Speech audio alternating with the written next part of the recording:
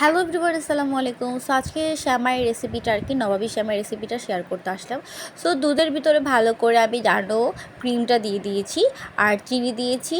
এরপর আমি বার্লি দিয়ে দিয়েছি আর কাস্টার্ড পাউডার দিয়েছি। দেওয়ার পর ভালো করে মিক্স করে নিয়েছি। এরপর ঘন হয়ে আসলে আমি এক সাইডে শ্যামাইটা রেডি করে ফেলেছি।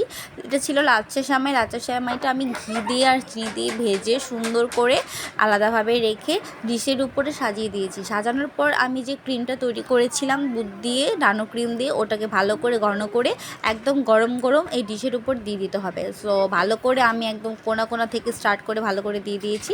তারপর এক লেয়ার উপর দিয়ে দিয়েছি যাতে এটা খেতে একটু টেস্ট লাগে। আর এটা ঠান্ডা করে খেতে হয়, এটা সবাই জানো। তো তেমনভাবে আসলে ভিডিওটা আমি করতে পারিনি, এক হাতে আমার ক্যামেরা ছিল, তারপর রেখে আমার মেয়েটা আমার কোলে ছিল। সো এটা হচ্ছে নবাবী শ্যামাইয়ের ফাইনাল লুক। সো কেমন লেগেছে আমার শ্যামাইটা সবাই একটু কমেন্ট করে জানাবা। আর এটার ফুল একটা রেসিপি ইনশাল্লাহ আমি কোনো দিন নিয়ে আসবো। আর আমার জন্য সবাই দোয়া করবা। আর সবাইকে অগ্রিম ঈদের শুভেচ্ছা, ঈদ মুবারক। সবাই ভালো থেকো, সুস্থ থাকো। আল্লাহ হাফেজ।